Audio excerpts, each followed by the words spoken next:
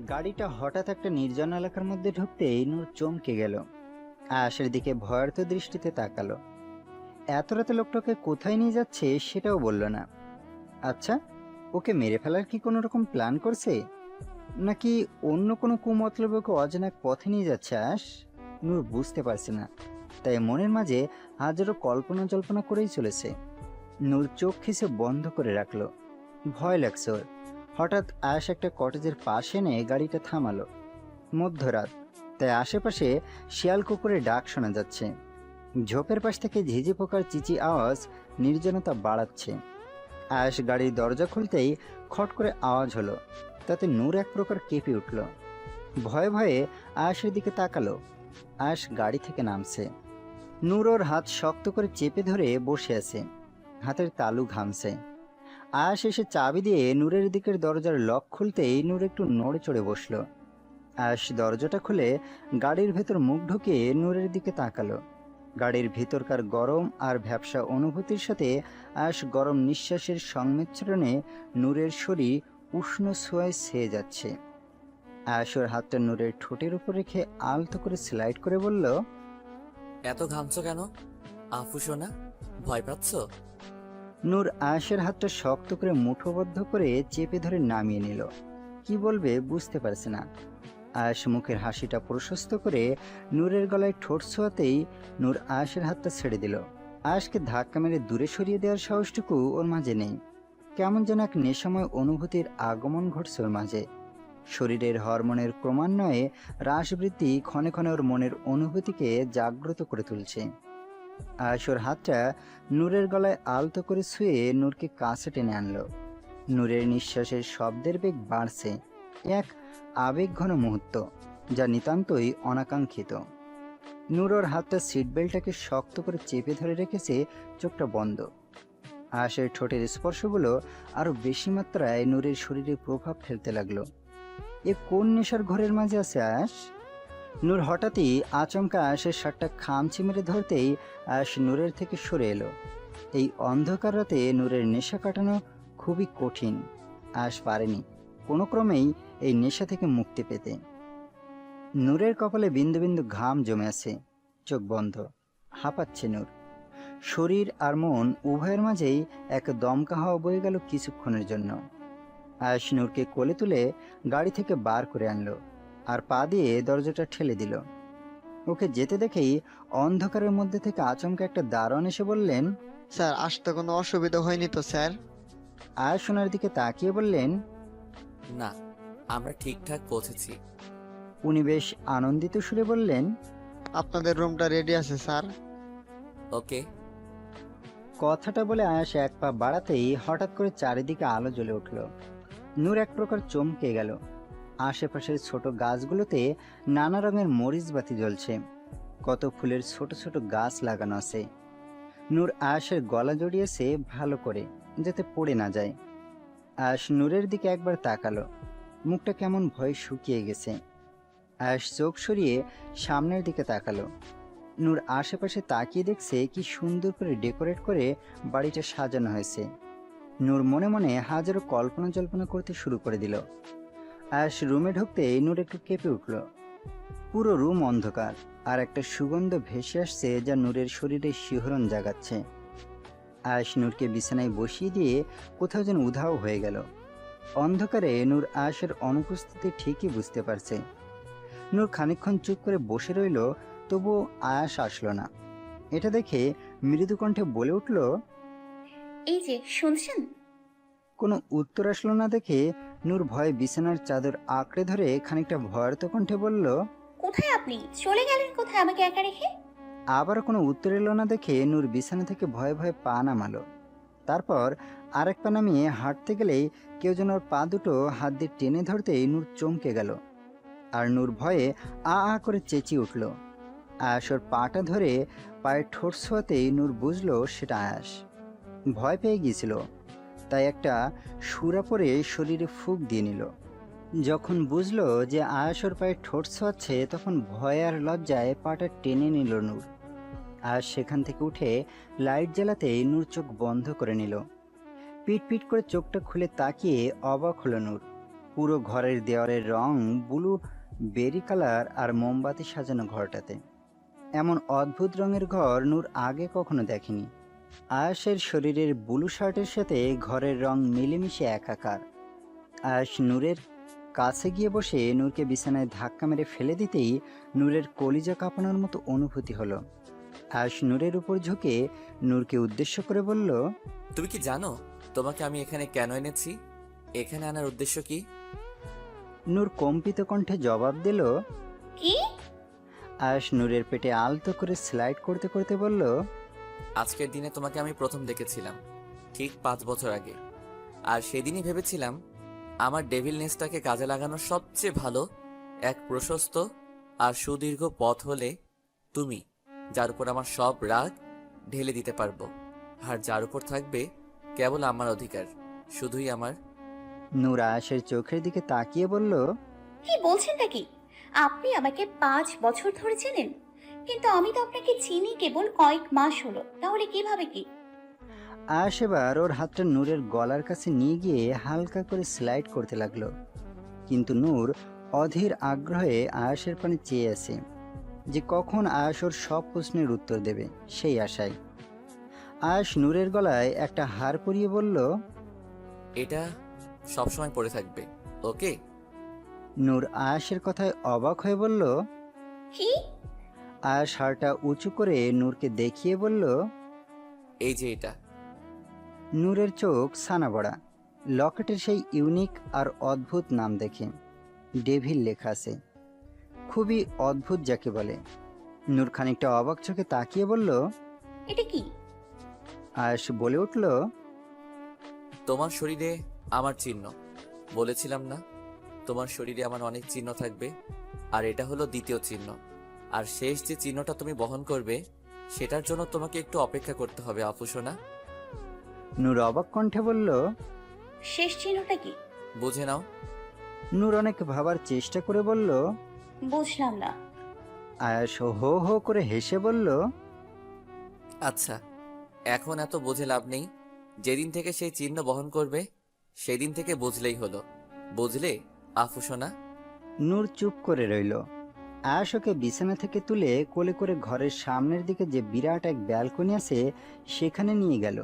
তারপর ব্যালকনিতে পেতে রাখা নরম চাদরের উপর বসিয়ে নূরকে নিজের কাছে টেনে বলল, ডু ইউ নো আফু সোনা, I love to play game. সেটা যে কোনো রকম হতে পারে, কারোর জীবন নিয়ে হোক বা এমনি হোক। নূর কথাটা শুনে স্তম্ভিত হয়ে চেয়ে রইল। মানুষটা আদতেও মানুষ নাকি এলিয়েন তা নূরের বুঝতে কষ্ট হয়। কিসের গেমের কথা বলছেন আপনি? আয়াস হো হো করে হাসলো। তারপর বলল, তোমার কি মনে হয়? জানি না। মানুষের জীবন নিয়ে খেলতে খেলতে আমি ক্লান্ত, তাই আপাতত আমি এখন ট্রুথ আর ডেয়ার খেলবো। বাট একটা কন্ডিশন নিয়ে হবে। সেটা হলো, তোমার কাছে একটা সুযোগ থাকবে আর আমার কাছেও একটা সুযোগ থাকবে। তোমার যদি ট্রুথ পড়ে তো সেটাই প্রথম আর সেটাই লাস্ট, আর আমার ডেয়ার পড়লেও তাই। আর সেম রুলস আমার ক্ষেত্রেও, বিকজ চিটিং করে কিছু পাওয়া আমার রক্তে লেখা নেই। আয়াসের এই কথাটা শুনে নূর বলল, আমাকেও তো চিটিং করে পেয়েছেন আপনি তাহলে। আয়াস নূরের চিবুক ধরে বলল, নিজের হক নিজে আদায় করে নেওয়া উত্তম, আর তাকে হাতছাড়া করে দেওয়া বোকামি। তুমি আমার হক আর আমার সেই প্রিয় নেশা, তাই এই নিয়ে কোনো প্রশ্ন হবে না। বুঝলে আফু সোনা? নূর একটা দীর্ঘশ্বাস নিল। মানুষটার সাথে কথায় আর কাজে দুক্ষেত্রে পেরে ওঠা মুশকিল। আয়াস ওর পাশে থাকা একটা কাচের বোতল হাতে নিয়ে বলল। রেডি? নূর কিছু বলল না। আয়াস বোতলটা ঘোরালো। বোতলের অবস্থান দেখে খেলার নিয়ম অনুসারে আয়াসের ট্রুথ অথবা ডেয়ারে নেয়ার পালা। নূর উত্তেজিত হয়ে বলল, আপনাকে ট্রুথ নিতে হবে। Rules is rules. আমি যা দেবো তাই নেবেন আপনি। আয়াস ডোন্ট কেয়ার ভাব নিয়ে বলল, ডান। আর যাই হোক, সত্যর পিছনে ছুটতে কখনো ভয় পাইনি। বাই দ্য ওয়ে, যে কোনো একটাই প্রশ্ন করতে পারবে, cause you know rules is rules. যা। Let's start. নূর একটু চুপ করে রইল। মনের মাঝে আছে হাজারো প্রশ্ন, কিন্তু যে কোনো একটাই জিজ্ঞাসা করতে পারবে, তাই কোনটা ফেলে কোনটা বলবে বুঝছে না। আয়াস নূরকে চুপ করে থাকতে দেখে মুচকি মুচকি হাসছে। আর নূর মাঝে মধ্যেই আয়েশের সাথে চোকাচুকি হয়ে যাওয়াতে ও ভড়কে যাচ্ছে। অবশেষে নূর এমনভাবে একটা প্রশ্ন ভাবল যাতে করে আয়েশের দুটো প্রশ্নের উত্তর একেবারেই দিতে হবে। নূর খানিকটা উত্তেজিত হয়ে বলল, আপনি যখন থেকে আমায় চিনতেন তখন আপনি কোথায় পড়াশোনা করতেন?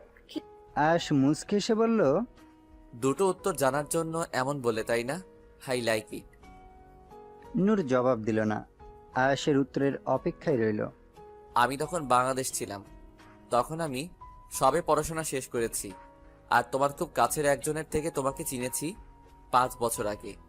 বাট তুমি কিন্তু একবারও জিজ্ঞাসা করনি যে সে কে, তাই আশা করি উত্তর জানতে চাইবে না। আয়েশের উত্তর শুনে নূরের কৌতূহল বেড়ে গেল। কে সেই মানুষ যার মাধ্যমে আয়েশ নূরকে চিনেছে? আয়েশ নূরের ঘোর ভাঙিয়ে বোতল ঘোরালো।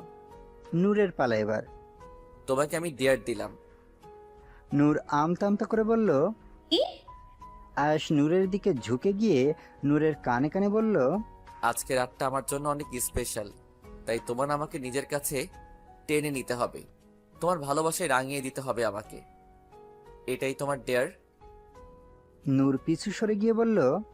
এইটা আমি পারবো না, অন্য কিছু বলুন। আয়েশ মুচকি হেসে বলল। You have to do it. নূরকে কোলে তুলে বিছানায় বসিয়ে বলল, শুরু করো।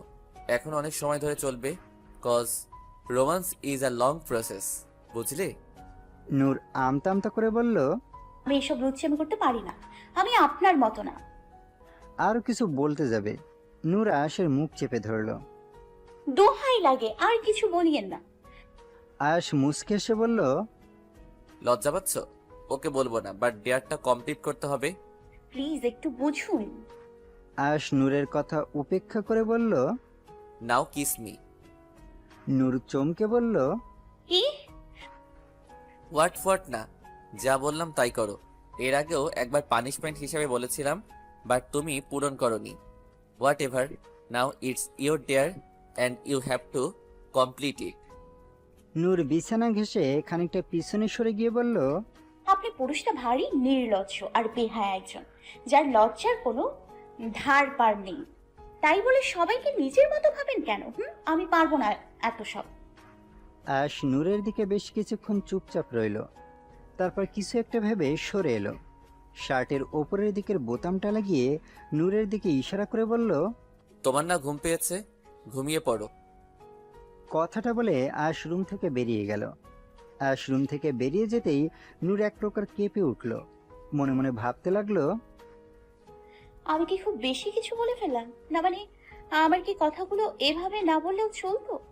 উনি এত সহজে আমার কথা মেনে নিলেন? কথাগুলো ভাবছে নূর। আয়েশের হঠাৎ এমন ব্যবহার ওর কাছে ভালো ঠেকল না। চুপটি করে বসে রইল। নূরের ভাবনার মাঝে রুমের লাইট অফ হয়ে যেতেই নূর চমকে গিয়ে বিছানা থেকে নেমে দাঁড়াতেই কোমরে অসহ্য ব্যথা শুরু হয়ে গেল। খানিকটা ফুপিয়ে উঠতেই পুনরায় বিছানায় বসে পড়ল। অন্ধকার বিদঘুটে ঘরে ও একা। আয়েশ ওকে কোথায় রেখে চলে গেল ভাবলেই কান্না পাচ্ছে ভীষণ। নূর ওর কোমরে শক্ত করে চেপে ধরতেই চাপা সরে কেঁদে উঠল।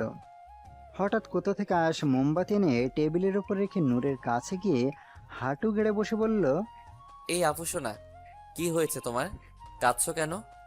কোমরে আবার ব্যথা পেয়েছো?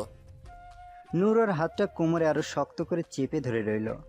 আয়েশ নূরকে শুইয়ে দিয়ে কোথাও যেন আবার উধাও হয়ে গেল। নূরের চোখ দিয়ে জল গড়াচ্ছে। অন্ধকারে তো বোঝার অবস্থা নেই। হঠাৎ কোমরে ঠান্ডা স্প্রে জাতীয় কিছু অনুভব করায় নূর সহ্য করতে না পেরে কোমরে হাত রাখতেই আয়েশ দৃঢ় কণ্ঠে বলে উঠল, হাত সরাও আফুসোনা। নূর ধমকে হাত সরিয়ে নিল। আয়েশ স্প্রেটা দিয়ে নূরের পাশে বসতে গেলেই হঠাৎ কারেন্ট চলে এলো। নূর আয়েশের দিকে কোনো রকম ঘাড় ঘুরিয়ে তাকালো। আয়েশের চোখ জোড়া ভেজা ভেজা। নূর অবাক হলো বেশ, তবুও চুপটি করে রইল। নূর পাশ ফিরে শুয়ে আছে আয়েশের দিকে উল্টো মুখ করে। আয়েশ ওর হাত থেকে স্প্রের বোতলটা দূরে ছুঁড়ে ফেলে গম্ভীর মুখে বলল, বলেছিলাম তো কোথাও যাবে না, তারপরও গেছো। তোমার হেলথের কথা মাথায় আসতেই আমি দূরে সরে এলাম, আর তুমি আমার কথা শুনলে না। এমন করলে আফুসোনা পরের বার থেকে খুব খারাপ হবে বলে দিলাম। আজকের দিনে অন্তত আমি তোমাকে কষ্ট দিতে চাই না। And you know why? Noor ওর চোখের জলটা মুছে ওর বাম হাতের ওপর মাথা রেখে চোখ বন্ধ করলো। ও তো আশকে অন্ধকারের মাঝে খুঁজতেই যাচ্ছিল, সেটা আশকেও আর বোঝাতে চায় না। আশ নূরের পাশে শুয়ে নূরকে আলতো করে জড়িয়ে ধরে নূরের ঘাড়ে মুখ গুজে বলল, ডোন্ট লাভ মি। তুমি আমাকে ঘৃণা করো শুধু। ভালোবাসা নামক জিনিসটা সবার জন্য হলেও তা আমার জন্য বরাদ্দ না। আর যদি কখনো দেখো যে আমি হারিয়ে গেছি, তো কখনো আমাকে খোঁজার চেষ্টা করবে না। এটা ভাববে যে তোমার জীবনের সবচেয়ে বড় শত্রু তোমার জীবন থেকে চলে গেছে। Cause I am your devil husband. কথাটা বলে আশ চোখ বন্ধ করে রইল। আয়েশের কথা শুনে নূর ওর শাড়ির আঁচল শক্ত করে চেপে ধরল। মানুষটা হঠাৎ এইসব কথা বলছে কেন? কই, উনি তো আগে কখনো এমন কথা বলেনি তাহলে? নূরের মনটা উসখুস করছে আয়েশকে জিজ্ঞাসা করার জন্য হঠাৎ আয়েশ এমন কথা বলছে কেন। মনের চঞ্চলতা বাড়িয়ে 2 মিনিট পর নূর একটু নড়ে চড়ে উঠল। সামান্য পাশ ফিরে আয়েশের দিকে ঘোরার চেষ্টা করতেই কোমরে ব্যথা পেল। তবুও ঠোঁট চেপে ব্যথাটা সহ্য করে নিল। আয়েশ ওর শরীরের সাথে লেপ্টে আছে। নূর কিছুক্ষণ নিষ্পলকভাবে ওর দিকে তাকালো।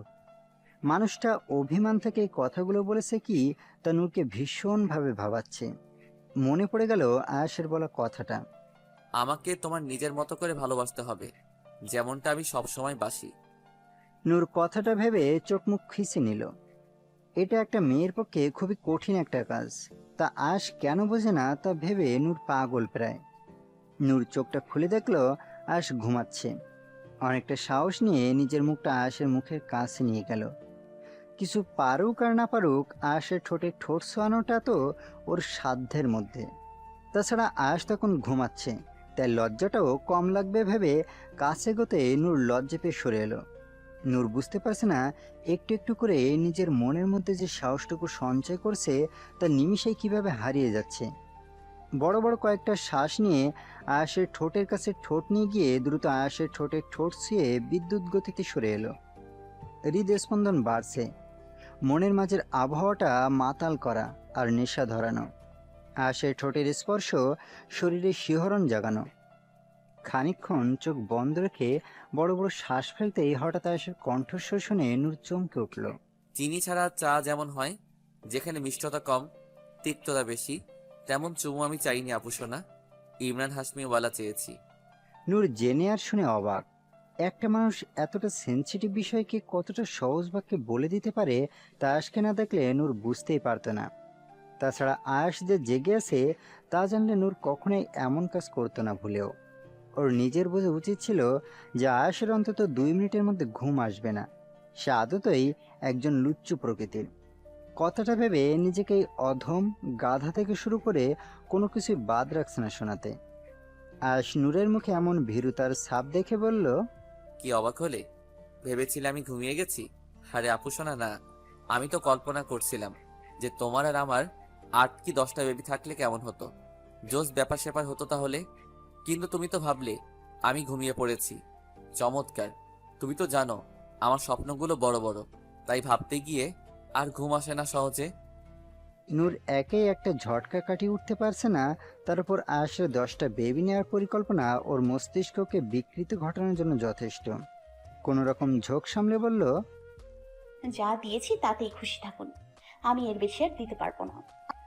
আয়েশ নূরের হাত ধরে কাছে টেনে এনে বলল, বললেই হলো, নেশা দিয়েই নেশা কাটাতে হয়। হালকা নেশা ধরেছে, তার তীব্র নেশা দিয়ে কাটাবে।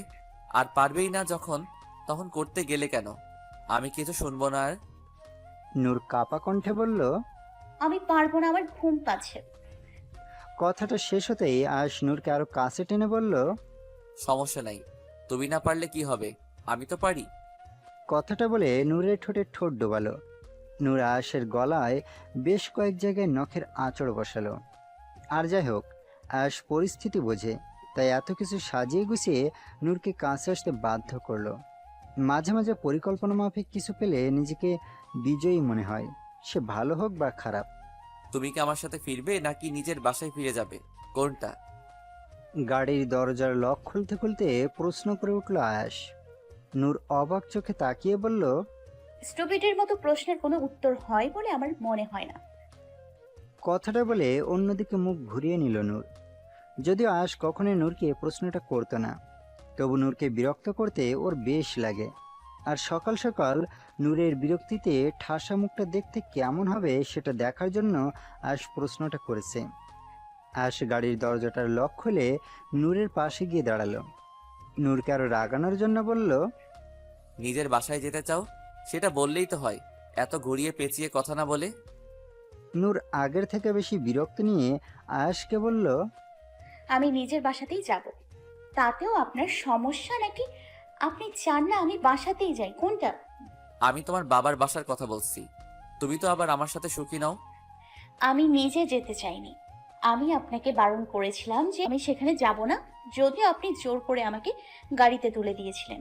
তাই আশা করি আপনার বোঝার অসুবিধা হওয়ার কথা নয়। আর বাই দ্য ওয়ে, একটা কথা নিশ্চয়ই শুনেছেন যে বিয়ের পর মেয়েদের শ্বশুর বাড়ি তার কাছে সবচেয়ে বেশি আপন হয়ে যায়। তেমনই আমার ক্ষেত্রেও হয়েছে। তাই সেটা যেমন আপনার বাসা তেমনই আমারও বাসা, বুঝলেন? আয়াশ মুচকে এসে বলল, একটা বাসার প্রতি তোমার এত ভালোবাসা, ভালোবাসাগুলো যদি কখনো আমার নামে। কথাটা বলে আয়াশ থেমে গেল।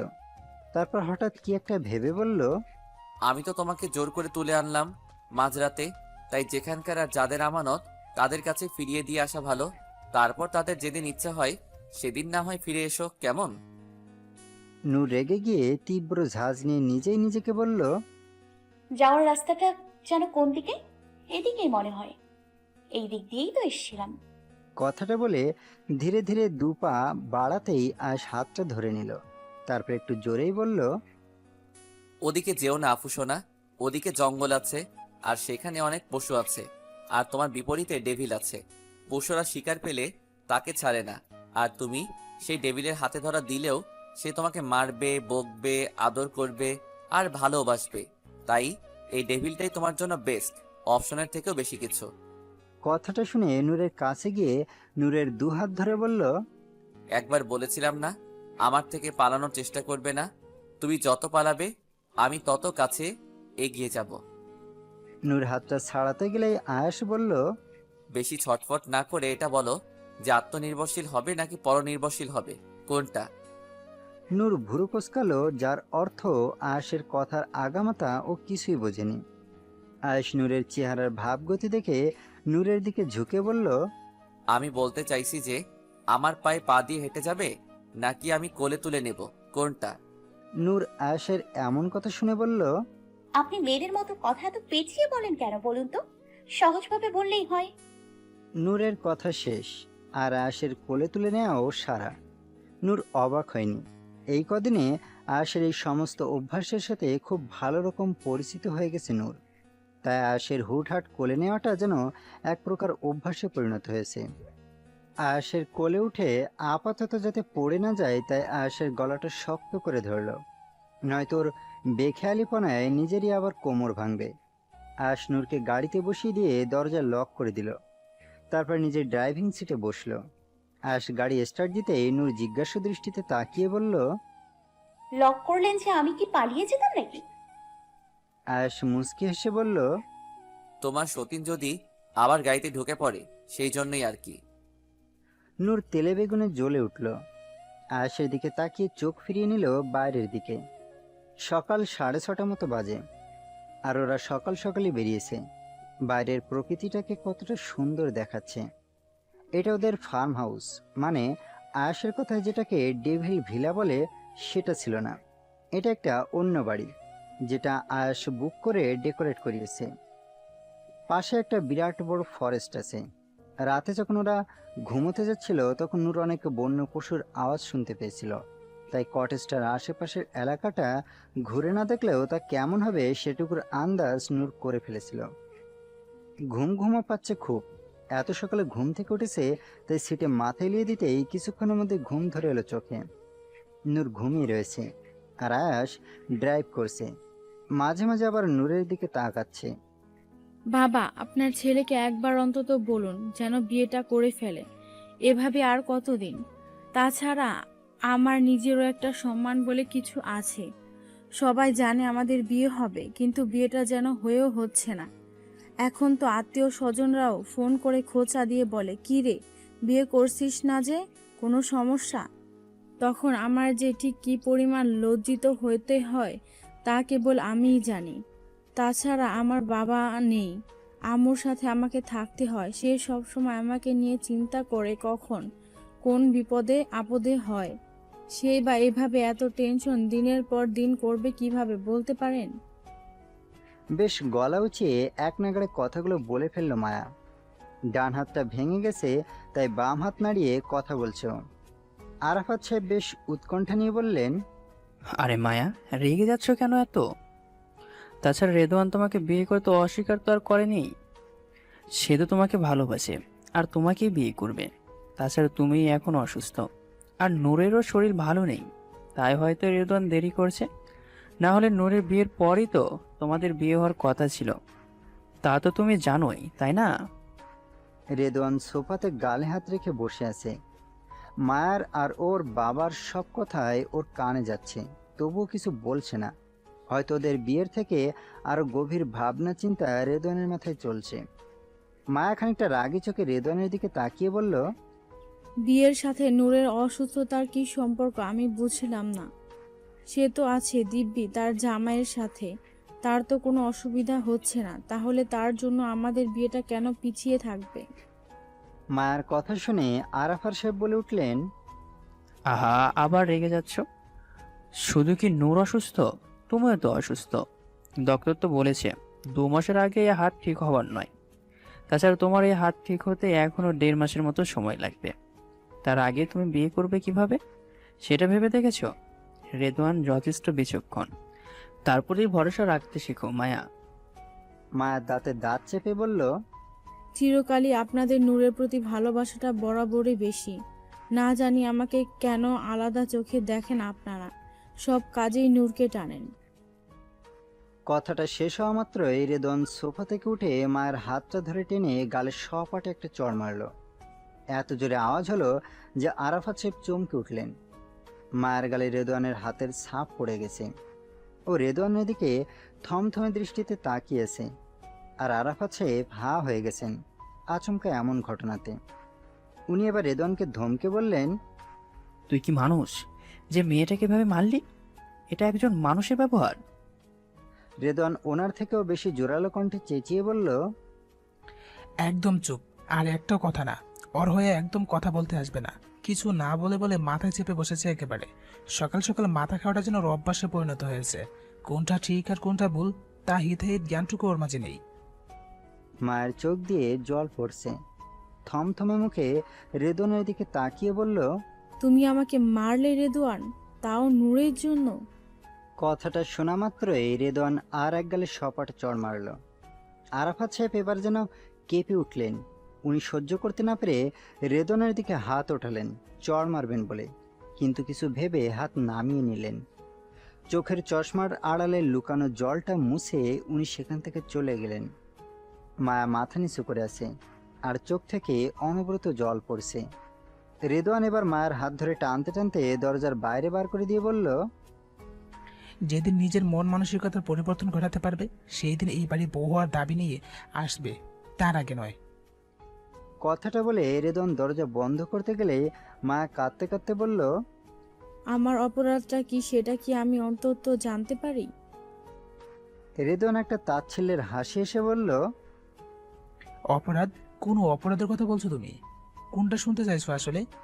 তোমার জন্য, শুধু তোমার জন্য নিজের বোনের কাছে মুখ দেখানোরও যোগ্য না আমি। তোমার কথাই নেচে তার সংসার ভাঙতে উদ্যত হয়েছিলাম আমি, আর তুমি বলছো কোন অপরাধ? তুমি যে নূরকে হিংসা করো তা আমার বুঝতে বাকি নেই, তবে নূর তা কখনো ওর ব্যবহারে বুঝতে দেয়নি যে তুমি ঠিক কী প্রকার মানসিকতার অত্যাচার করো ওর ওপর। তা হয়তো নূরের ডায়েরি না পড়লে আমি কখনো জানতেও পারতাম না। তুমি মানুষ, একটা মানুষের মনে এত হিংসা আসে কোথা থেকে? তাছাড়া ও তো তোমার ছোট বোনের মতো, তার উপর তুমি হিংসা করো? ছি! আর তুমি একটু আগে না বলেছিলে যে আমার নূরকে বেশি ভালোবাসি কেন? কারণ নূর আমার বোন আর এই বাড়ির মেয়ে। একটা পরের বাড়ির মেয়ে হয়ে আমি আমার বোনকে, আমার বাবা তোমাকে যে পরিমাণে ভালোবাসি, আর কোনো পরিবার গেলে তুমি সেই পরিমাণ ভালোবাসা পাবে কি তা নিয়ে আমার যথেষ্ট সন্দেহ আছে। আর তাছাড়া তুমি নূরের সাথে নিজের তুলনা করছো। কোন অধিকারটা আমার বাবা তোমাকে দেয়নি বলতে পারো? এমনকি তার নিজের মেয়ের বিয়ের মতো এত বড় সিদ্ধান্তটাও সে তোমার কথা শুনে দিয়েছে, আর তুমি অধিকারের কথা বলো। আমার তো ভাবতেও ঘৃণা হয় যে আমি তোমার মতো একটা কুৎসিত মনের মানুষকে ভালোবাসি আর তাকে আমার সারা জীবনের সঙ্গী করার কথা ভেবেছি। যাই হোক, কখনো যদি নিজের ভুলটা বুঝতে পারো তাহলে ফিরে এসো, আর দয়া করে তোমার এই কুৎসিত মন নিয়ে ভালোবাসি কথাটা আমাকে অন্তত আর বলতে এসো না। সুন্দর মনের অধিকারী হতে শেখো নূরের মতো।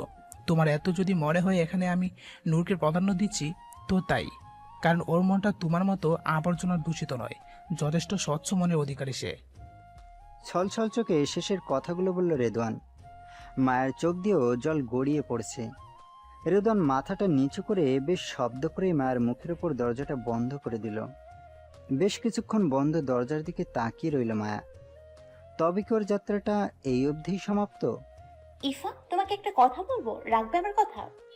ইফা বেশ উৎকণ্ঠার সাথে বলল, আরে ভাবি, তুমি শুধু একবার বলেই দেখো না, তারপর বাকিটুকু আমার উপর ছেড়ে দাও। নূর একটু গলা ছেড়ে ভারী মনে বলল। আগে বলো, তুমি কিছু মনে করবে না?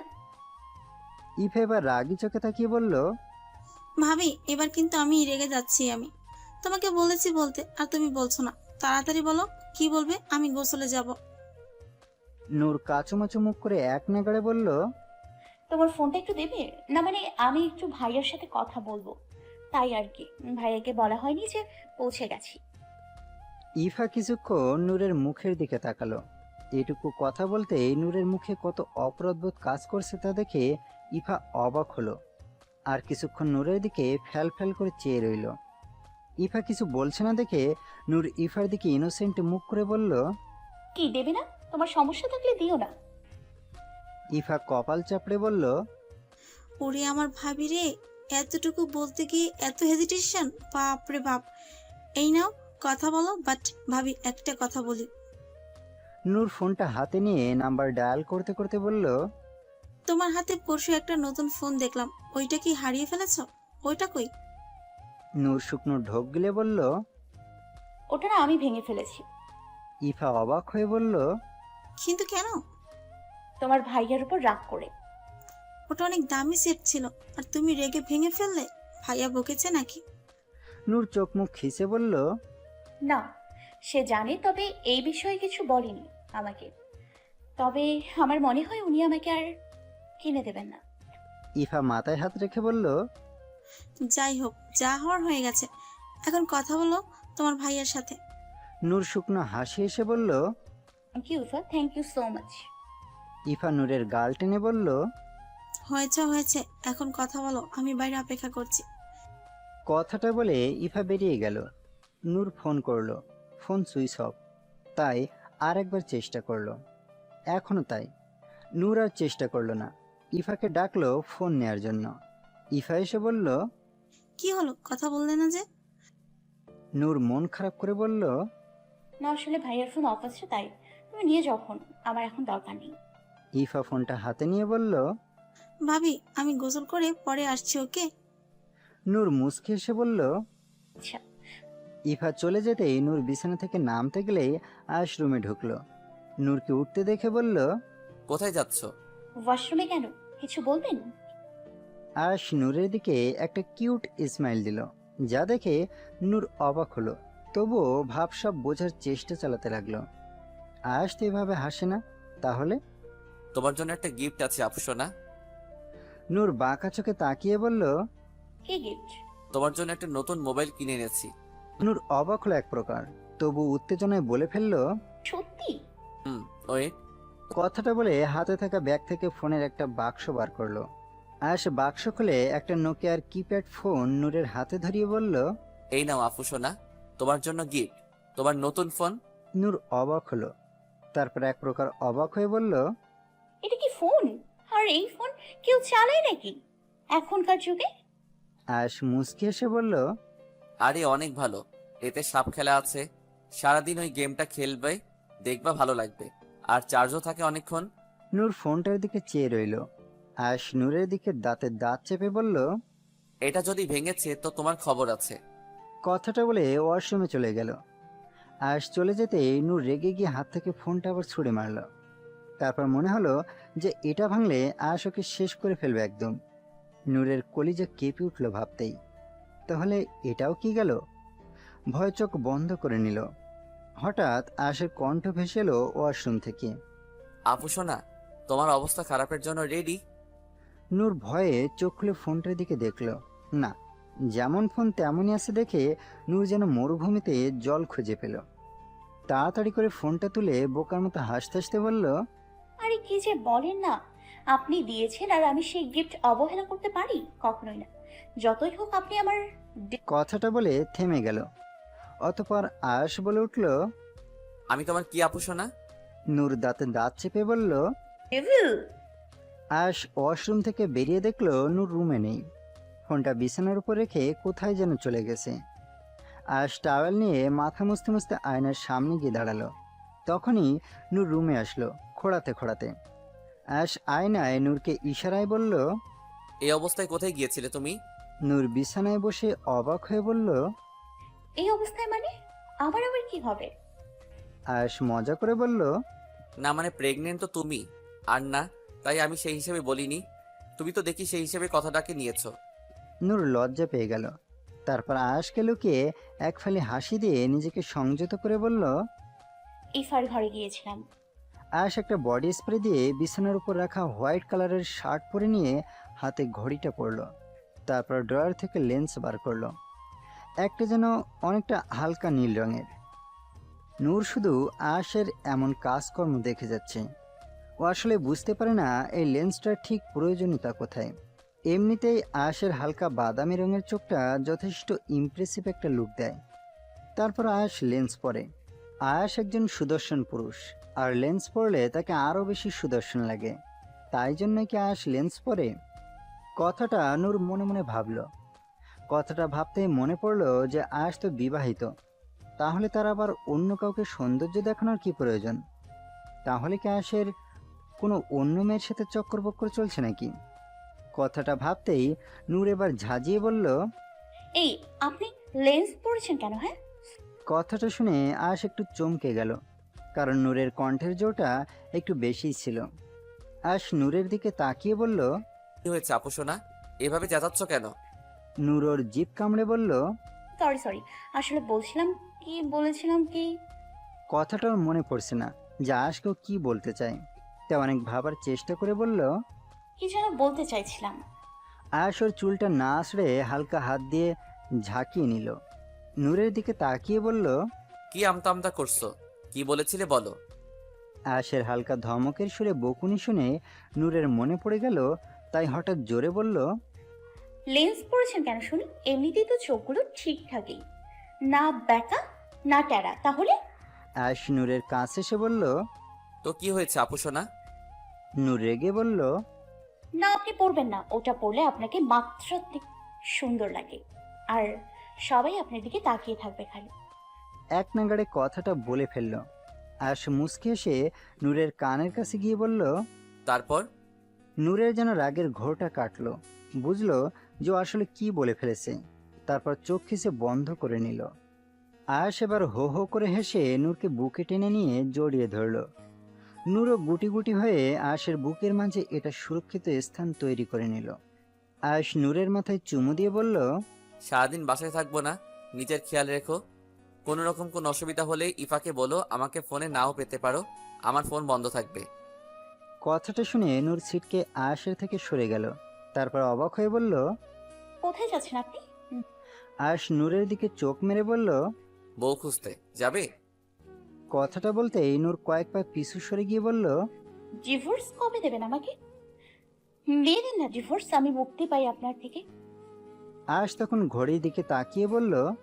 ভাবছি তোমাকে মেরে কেমিক্যাল মিশিয়ে শোপিস করে আমার ঘরের মধ্যে রেখে দিব, তুমি সব সময় আমার চোখের সামনে থাকবে। জোসনা প্ল্যানটা? কথাটা শুনে নূর চুপ করে গেল। ও জানে যে আয়াস কখনো ওকে ছাড়বে না, তবুও বলে মাঝে মাঝে কিছু একটা ভেবে। আর সেই কিছু একটা জিনিসটা কি তা নূর এখনো জানে না। আয়াস নূরের কোমর ধরে কাছে টেনে এনে বলল। বাসায় কখন ফিরবো জানি না, হয়তো নাও ফিরতে পারি, তাই চুপচাপ ভদ্র হয়ে থাকবে। কথাটা বলে নূরের দৃষ্টির অগোচরে একটা ফোন হাতে নিল। তারপর বলল। এটা তোমার, ইচ্ছা হলে ভেঙো, সমস্যা নাই, যতগুলো ভাঙবে ততগুলো কিনে দিব। কথাটা শুনে নূর একটু লজ্জিত বোধ করলো। মাথা নিচু করে ফোনটা আয়াসের হাতে দিয়ে বলল। না, আমি নেব না, এটা আপনি রাখুন। আয়াস ধমক দিয়ে বলল। বলেছি না তোমার জন্য কথা কানে যায় না। আর ভাঙলে ভাঙবে, ভাঙলে আবার কিনে দিব। আর এইটুকুর দাম আমার নিজের আছে। কথাটা শুনে নূর আয়াসের মুখের দিকে তাকালো। কান দুটো রাগে লাল হয়ে আছে। নূর ফোনটা নিয়ে বলল। একটা কথা জিজ্ঞেস করবো, সত্যি বলবেন? আয়াস নূরের গালে হাত দিয়ে স্লাইড করতে করতে বলল। আপনি কি করেন? ভব ঘুরে, লাইক হিমুর। নূর আয়াসকে ধাক্কা মেরে বলল। এটাই বুঝি আপনার সত্য কথা? কথা বেঁচেছেন কেন? সত্যি বলুন, আপনি কি করেন? আয়াস ঘড়ির দিকে এক ঝলক তাকিয়ে নিয়ে বলল। ওষুধ তৈরি করি, যে ওষুধ খেলে মানুষ বাঁচে না। খাবে সেই ওষুধ? নূর রেগে গিয়ে আয়াসের দিকে রাগি চোখে তাকিয়ে ওয়াশরুমে চলে গেল।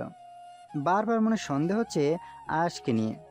মানুষটার সম্বন্ধে যত জানার চেষ্টা করছে ততবারই মানুষটার ভাবনাকে ঘোলা করে দিচ্ছে।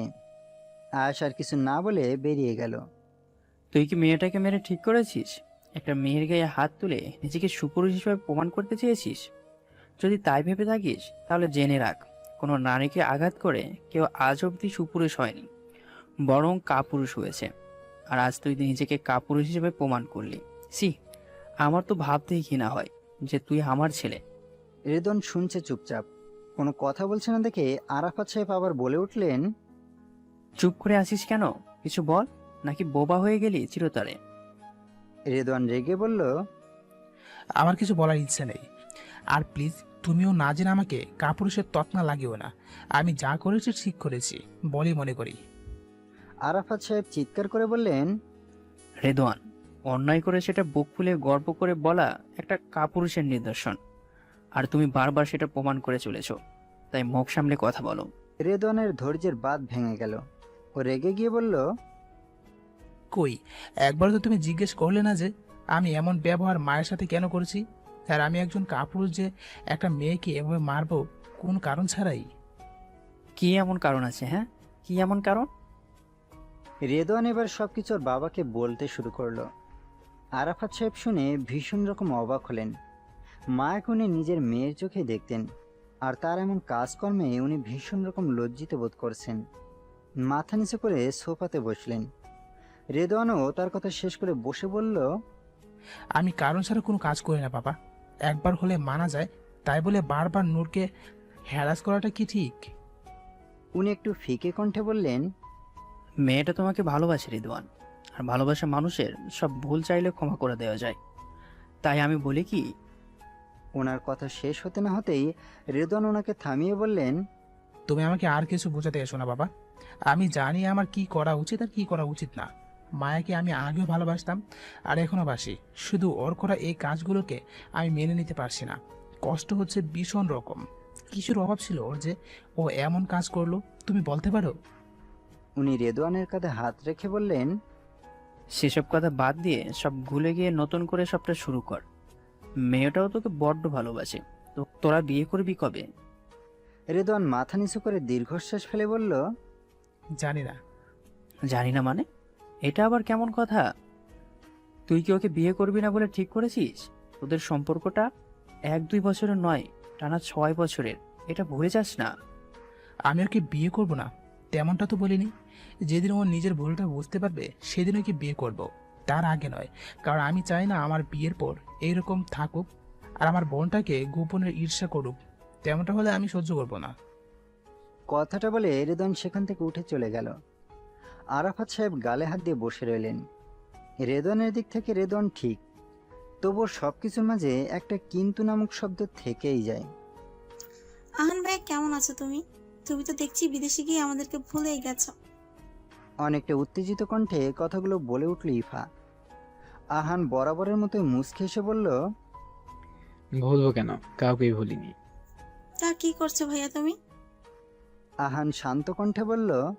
তেমন কিছু না, একটু পড়াশোনা করছিলাম। তুমি কি করছিলে? ইফা চোখ মুখ কুঁচকে বলল। তুমি আমাকে তুমি করে বলছো কেন? তুই করে বলো, আমি না তোমার ছোট? ইফার এমন কথা শুনে আহান মুচকে এসে বলল। তুই বললে কি আমি খুশি হব? ইফা একগাল হেসে বলল। একদম। আহান ধিমে কণ্ঠে বলল। কিন্তু আমি তো এত সহজে কাউকে তুই ডাকতে পাই না। আজকে ছাড়া কাউকে আমি তুই বলি রাখি না। ইভা অবাক হয়ে বলল, নিজের ফ্রেন্ডকে কেউ না? না। ইভা অবাক হলো, কিন্তু ওর এমন ভাবভঙ্গির রেশ কাটিয়ে আহান বলল, তোমাকে যে কারণে ফোন করেছিলাম সেটাই তো বলা হলো না। দেখেছ, তোমার সাথে গল্প করতে গিয়ে বলাই হলো না।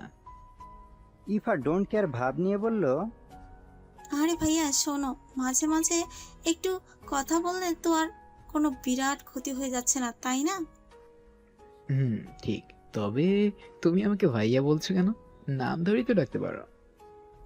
বলো কি, তবা তবা, তুমি এই বয়সে বড়, আর তোমার নাম ধরে ডাকার কথা আমি ভাবতেও পারি না। তাহলে তেমনি আমিও সহজে কাউকে তুই বলতে পারি না। ওটা আমার কাছে বড্ড কঠিন লাগে। যাই হোক, যে জন্য ফোন করেছিলাম, আয়েশ বাড়িতে আছে। কি জন্য জানো? সকাল থেকে ট্রাই করছি, ফোনে পাচ্ছি না। ইভা ভাবুক সুরে বলল। কই তা তো জানি না। তখনই রুমের মধ্যে নূর এসে ইভাকে বলল। ইফা ব্যস্ত? ফোনের ওপাশ থেকে নূরের কণ্ঠস্বর শুনে আহানের বুকের ভেতর মোচড় দিয়ে উঠল। ও ইউকে গেছেই নূরকে ভোলার জন্য, তারই প্রচেষ্টা। নূরকে দেখে ইভা বলল, এই তো ভাবি এসেছে। আহান ভাইয়া ওয়েট, ভাবিকে জিজ্ঞাসা করি ভাইয়া কোথায়। আহান একরোখা মুখ করে বলল। হুম। আহানের নাম শুনে নূর একটু অপ্রস্তুত হয়ে গেল, তাই বলল, আমি মনে হয় ভুল সময় এলাম, তোমরা কথা বলো, আমি পরে আসছি। আরে ভাবি না না, আহান ভাইয়া তো জিজ্ঞাসা করেছিল যে আয়াস ভাইয়া কোথায়। নূর শুকনো মুখ করে বলল, ওনাকে বলো যে উনি বাসাতে নেই আর ফোন বন্ধ করে রেখেছেন। কথাটা আহানের কানে গেল, তাই ইফাকে বলল, আচ্ছা বুঝেছি। ওকে ইফা, রাখছি, পরে কথা হবে। আমার কাজ আছে। আর আয়াশকে আমি পরে ফোন করে নিব। আচ্ছা ভাইয়া। কথাটা বলে ফোন কেটে দিল। নূর খানিকটা বিব্রত হয়ে বলল, কি বললেন উনি? ইফা? তেমন কিছু না ভাবি, আয়াস ভাইয়ের কথা বলেছিল। কিন্তু তোমার কি দরকার আগে বলো। নূর একটা স্বস্তির নিঃশ্বাস ফেলে ইফার দিকে ফোনটা ধরে বলল, দেখো, তোমার ভাইয়া দিয়েছে আজকে সকালে। ইফা অবাক হয়ে ফোনটা হাতে নিয়ে বলল, আয়াস ভাইয়া তোমাকে কত ভালোবাসে। কথাটা শুনে নূর হাসলো, তারপর ইফাকে বলল, ইফা, আমার সাথে একটু আমার বাসায় যাবে? কেন ভাবি? আসলে ওখানে আমার কিছু দরকারি জিনিস আছে, তাই আনতে যাব। ভাইয়া পারমিশন দিয়েছে?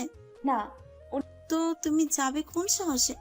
উনি আজ সারা দিন বাসায় ফিরবে না, আর ফোনও বন্ধ, তাই কেল্লা ফতবে। ইফা অবাক হয়ে বলল, সত্যি? জি ননদিনী। তোমার আম্মু মানে খালামণির কোথায় ইফা? ওর সাথে দেখা করে গেলে ভালো হতো, না হলে ডেভিলটা বাসায় আসলেও আমাকে বকাঝকা করার সাহস পেত না। ইফা অবাক হয়ে বলল, ভাবি তুমি এটা কি নামে ডাকলে, ডেভিল? নূর নিজের মাথায় একটা চাপট মেরে চোখ মুখ কোঁচকালো। বুঝলো যে এই মুহূর্তে ইফার সামনে কথাটা বলা ওর একদম উচিত হয়নি। তারপর কিছু ভাবলো আর বলল, আরে কথায় কথায় বলে ফেলেছি। আমি বলতে চাইলাম যে উনি পারলে আমাকে অনেক বকাঝকা করবে, তাই আর কি। ইফা নূরের সেই কথায় বিশ্বাস করে বলল, ও আচ্ছা, কিন্তু আম্মু তো বাসাতেই নাই। আম্মু একটু খালামণিদের বাসায় গেছে উত্তরাতে। নূর একটু অবাক হয়ে বলল, তোমার খালামণি মানে? তোমার আলমণি মানে তো আয়েশের আম্মু, মানে আমার শাশুড়ি আম্মু। উনি তো আর বেঁচে নেই, তাহলে আবার একটা বোন এলো কোথা থেকে? ইফা এবার খানিকটা ঘাবড়ে গেল নূরের প্রশ্ন শুনে। তারপর আমতামতা করে বলল, আরে ভাবি, তুমিও যে কি বলো না, আম্মু আর একটা বোন আসবে কোথা থেকে? আম্মুর তো একটাই বোন, তা হলো আয়াস ভাইয়ের আম্মু। আর আম্মু আর তার চাচাতো বোনের বাসায় গেছে, তার ছেলে নাকি অসুস্থ, সেই কারণে। নূর ইফার মুখের ভাবভঙ্গি ভালো করে চেয়ে বলল, তোমাকে একটু অস্থির অস্থির লাগছে ইভা, তুমি কি আমার থেকে কিছু লুকোচ্ছ? ইফা কথাটা শুনে খানিকটা কেঁপে উঠল। বিরাট কোনো সত্যিটাকে আড়াল করার জন্য প্রাণপণে চেষ্টা চালাচ্ছে।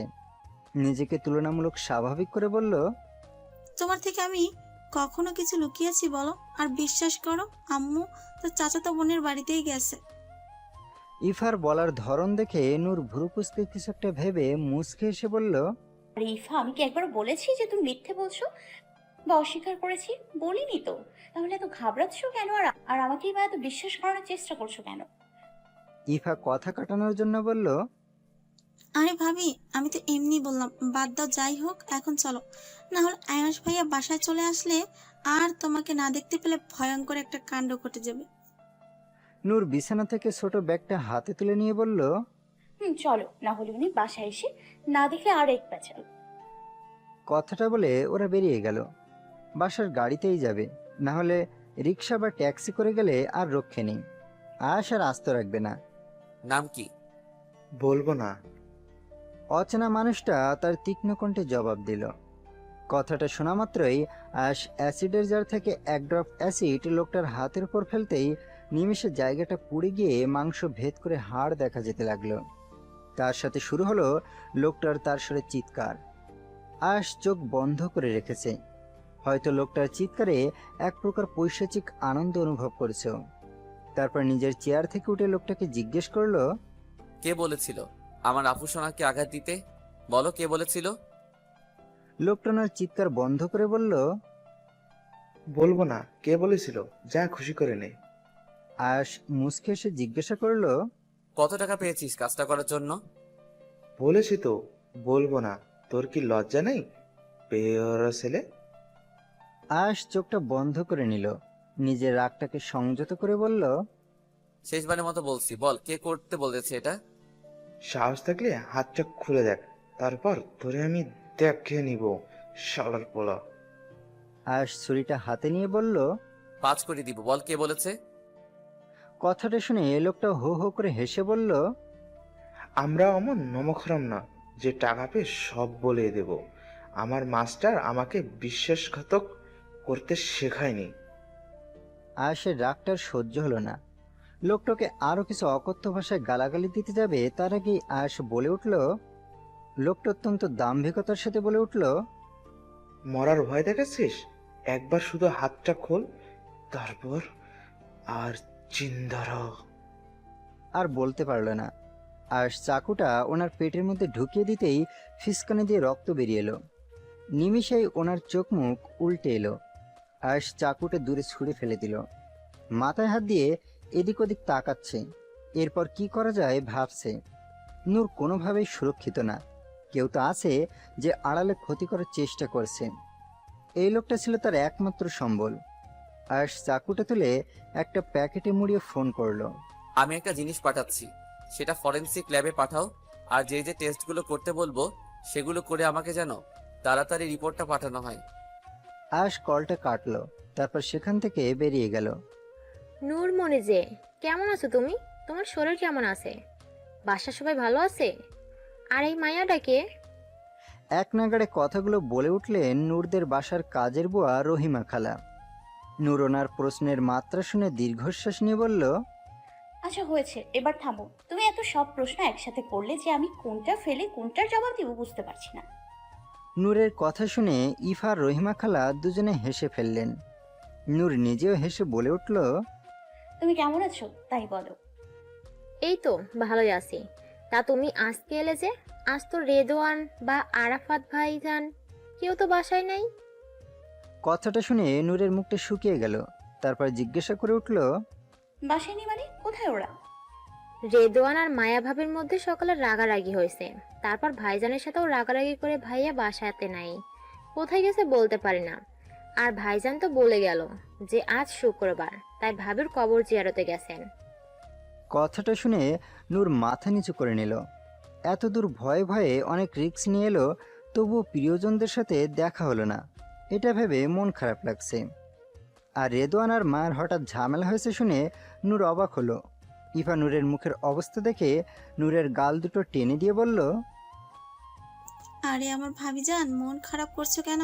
মন খারাপ করো না, আমরা না হয় আঙ্কেলের ফেরার জন্য ওয়েট করি। নূর মন খারাপ করে বলল, না, তা হয় না ইফা। আমরা বাসা থেকে কাউকে বলে আসিনি, আর উনি বাসায় ফিরে না দেখতে পেলে কি কাণ্ড করবে নিজেও জানি না।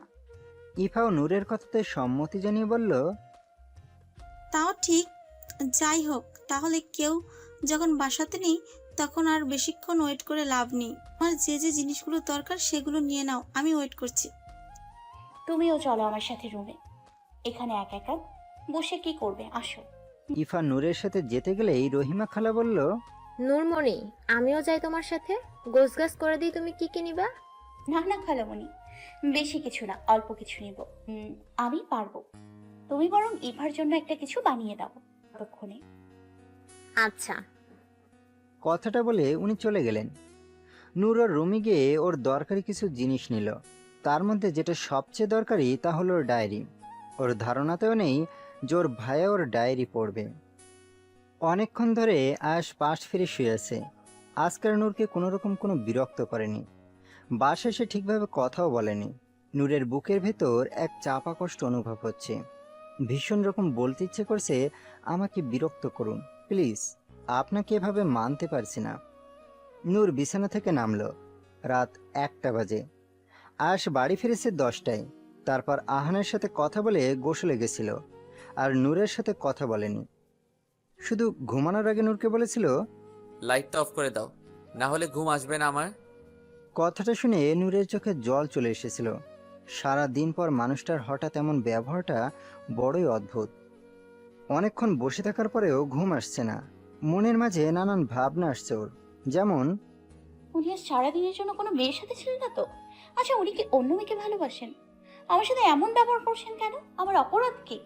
উনি কি আমার থেকে দূরে সরে যাওয়ার চেষ্টা করছেন? কথাগুলো ভাবলো। মনের মাঝের দোটানা দূর করতে বিছানা থেকে নেমে ওর ব্যাগ থেকে একটা মেহেন্দির টিউব বার করে আনলো। তারপর আয়াসের সামনে গিয়ে বোঝার চেষ্টা করলো আয়াস আদৌ ঘুমিয়েছে নাকি জেগে আছে। অনেকক্ষণ ধরে পর্যবেক্ষণ করলো, তারপর প্রমাণিত করলো যে আয়াস ঘুমাচ্ছে। নূর খাটের ওপর আয়াসের পাশে বসে আয়াসের বাম হাতটা ধরলো। তারপর ফোনের ফ্ল্যাশ জ্বালিয়ে হাতে লিখলো, আমার বউ আছেন বিবাহিত, তাকে আমি ভালোবাসি। আমার দিকে কেউ ঘুরেও তাকাবেন না প্লিজ, না হলে আমার বউ আমাকে ছেড়ে চলে যাবে। মেহেন্দি দিয়ে আয়াসের হাতে কথাগুলো লিখে দিল নূর। সারা রাতে নিশ্চয়ই এটার একটা সুন্দর গাঢ় রং আসবে, আর যা সহজে উঠবে না। কথাটা ভেবে নূর ফিক করে হেসে ফেলল, আর মনে মনে বলল, এরপর আপনার সেই গার্লফ্রেন্ড আপনার হাতটা দেখলে নির্ঘাত আপনার ব্রেকআপ হবে। নূর, ইউ আর জিনিয়াস। থমথমে মুখ নিয়ে নূরের দিকে তাকিয়ে রয়েছে আয়াস। নূরের গলা শুকিয়ে কাঠ, যেন কোনো মরুভূমিতে এসে পড়েছে। নূরের আলাভোলা মুখের দিকে তাকিয়ে নিজের হাতের দিকে তাকল আয়াস।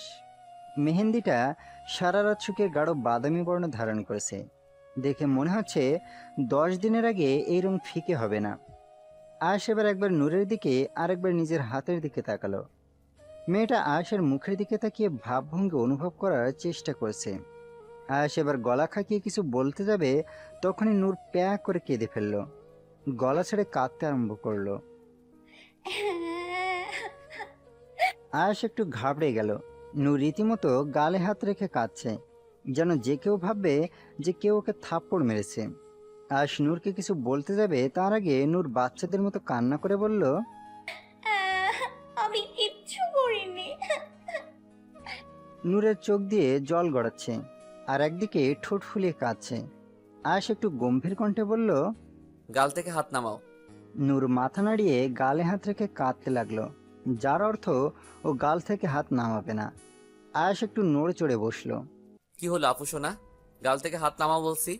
আমি কি তোমাকে মেনেছি নাকি যে গালে হাত দিয়েছো? নূর তবুও কেঁদেই চলেছে। আয়াস এবার একটা গগন বিরাদি ধমক দিয়ে বলল, এই মেয়ে চুপ।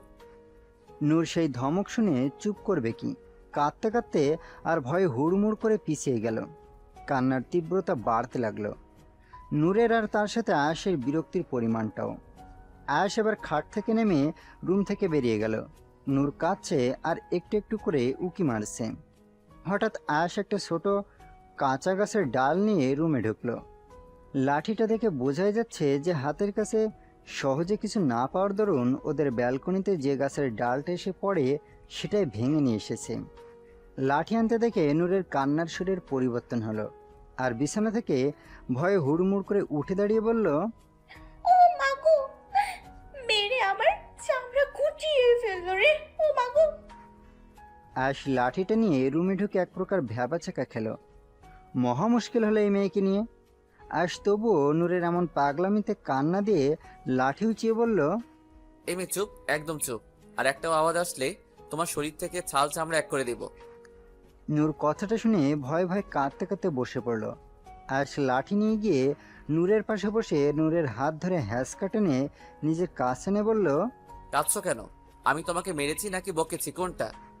নূর আয়াসের চোখের দিকে তাকালো। তার চোখের দৃষ্টি স্থির। তাহলে কি নূর খামোকা ভয় পাচ্ছে? কথাগুলো নিজের মনে ভেবে নূর ফুপিয়ে উঠল।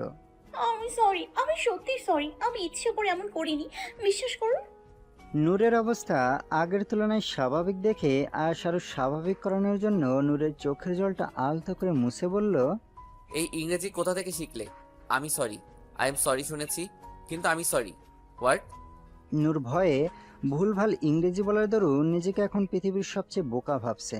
তারপর কান্নার এসে কাঁদতে কাঁদতে বলল, সরি, ভয় বলে ফেলেছি। কথাটা বলা মাত্রই আয়াস নূরকে টেনে ওর কোলে বসাল আচমকায়।